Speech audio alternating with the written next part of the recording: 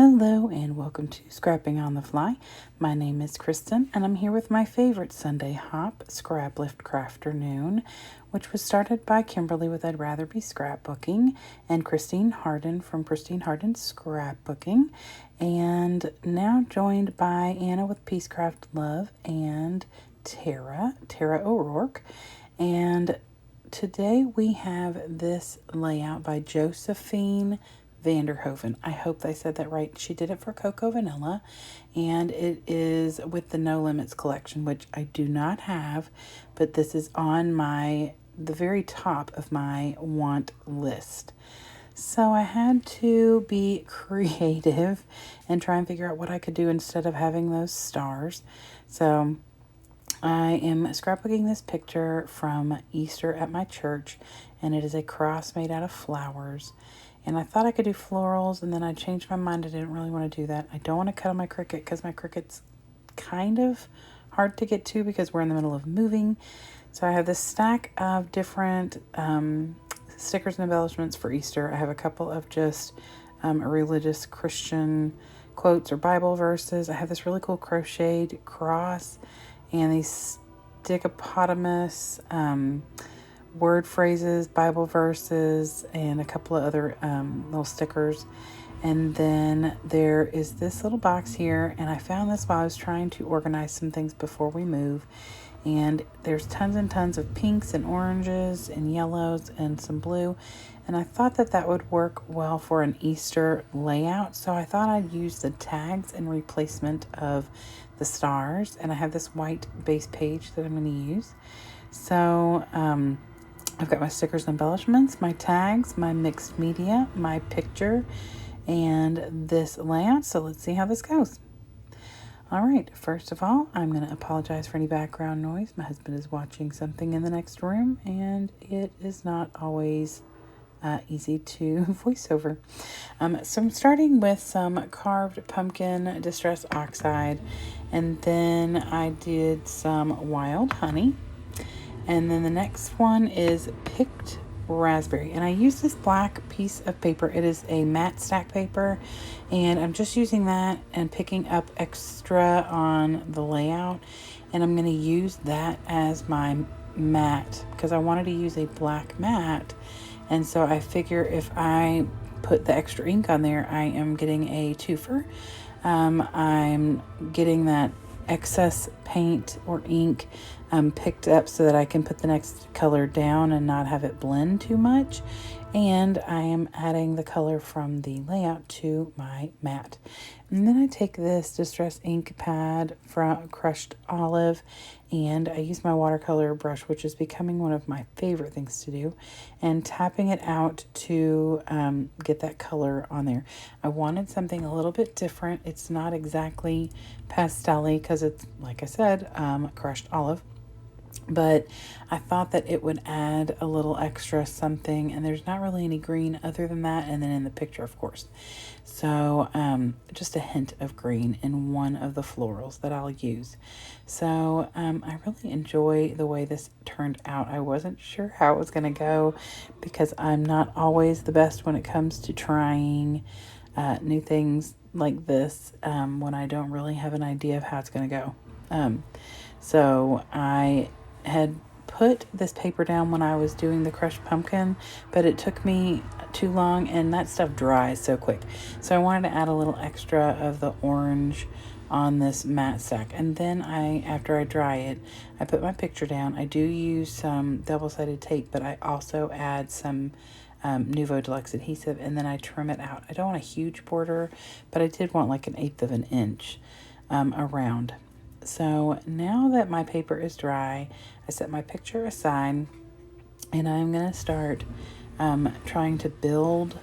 Hers is kind of like a backwards L with a big embellishment on the bottom left, and then kind of going up and going over to the right and up. And so that's kind of like my plan with these tags. I have tons of these. I probably had them, I don't know. I would be willing to say, especially, I can't even get my words out, y'all. At least 10 years, very possibly it's closer to 20. I've been scrapbooking since 1996, and some of my stash is from that time frame. So, yep.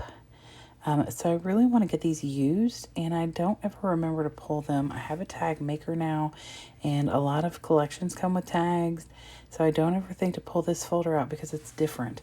So that little thing that I just set aside, I really like that, but that color in it does not really go with what I'm wanting to do. So instead I decided I'm going to pull in the blue. And I only have a smidge of blue already in those tags that are just laid down. None of that's tacked down. So I pull on a few more of the tags that have a little bit more of this light blue. And because I wanted it to be something a little bit different to stand out over on the left side. So I start by tacking my picture down because everything is going to cluster around there and then expand from there. So I only tack it down in the middle so I can tuck because I know I'll be tucking. And then I don't tack down this big one. I'm trying to figure out where I want to put it, but I do know this is the general area. So then I just get started. I just start with the bigger ones compared to the other sizes. The biggest one is obviously the blue one, but these are the biggest, and I try and alternate to where a main light pink one's not right next to the light pink, or an orange one's not right next to orange, so that they kind of cover the spectrum on each of the layers. And then I just keep tucking, and I do cut the bottom of that light pink and the darker pink that are right above the picture. I cut the bottoms of those off and tuck them in at the bottom. When I'm done, you can barely see that because there's some embellishing down there, but that's fine. They were stuck behind the picture, so they wouldn't have been seen at all. At least now they're being seen a little. And so then I just tuck, and when I'm done getting all of that down, I start embellishing. And I just did the bigger ones, then this next size up, and then the little itty bitty ones, and they come down the side as well. So mine is not as much of an L shape as it is like an explosion of tags. And I'm perfectly fine with that. Right now I'm tucking in some little Easter eggs. I'm pretty sure I ordered those in 2007 on eBay. Yep. And I just pulled the ones that would match pretty good with the colors that I'm working with, and tuck a couple Easter eggs in. I mean, it was Easter. There were no eggs involved. We didn't even dye eggs this year. So, but I just thought that those would be something else to bring in the concept that it is Easter. And I am going to use, which I've put down already on the blue tag, a Stickabilities phrase that just says Happy Easter in hot pink. And then I've pulled the Paper Company Studio Spring stickers, and I put that cross down there, and I'm going to bring a couple more things in. There's a little tag and then a little oval at the top right in the bottom left corner of the picture. And I'm going to use this pink pen to write the date on this longer tag, just small. I don't want it to take up the whole tag. And then I'm also going to doodle some hearts in a few different places with this pink pen. And that's become something I've been doing a lot more on my layouts, the little doodling bits. And then she has some word phrases in hers, and so I went ahead and pulled out my Tim Holtz, and this first phrase I use, I cut it in half, and it says, start each day with a grateful heart. And this was church, so it was the beginning of my day. And so I didn't want it to go all the way across because it was kind of long. So I cut it in half and just layered them, which I am perfectly fine with. And then I get out the small talk. I think it's the big chat. And I pull the word joy in black, and I just put that down on that oval, pink oval next to the title. And I've decided, I think, well, it doesn't matter. The title could be Happy Easter, or it could be Rejoice in the Lord. And again, I say rejoice. I mean, it's whatever you want it to be. So I pull out my gemstones because this layout is either a nightmare for people who do not do empty tag holes or naked tag holes, or a joy because there's lots of tag holes to fill. And so I never once considered leaving the little tag holes in there. I actually had to get my paper piercer to get most of them out.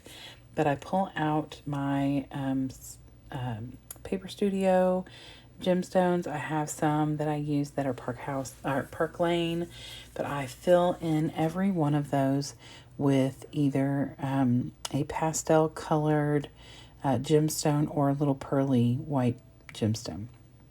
And originally I thought I might use some stickles or my accents, but I ended up deciding to use gemstones on all of them, and that makes the whole layout super shiny.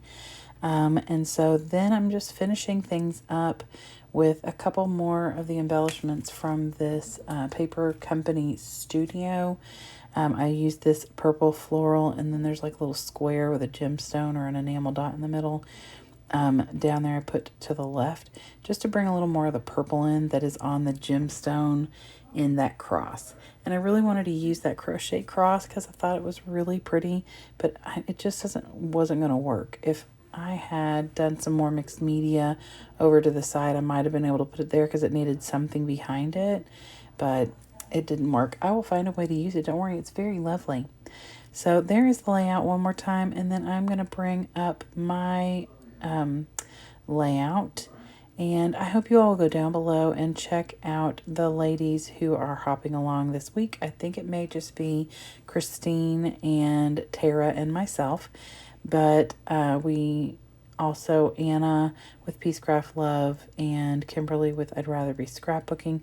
They join us when they can, and that is perfectly fine. That's what I love about these hops. You do them when you can, and you take a break when you need to.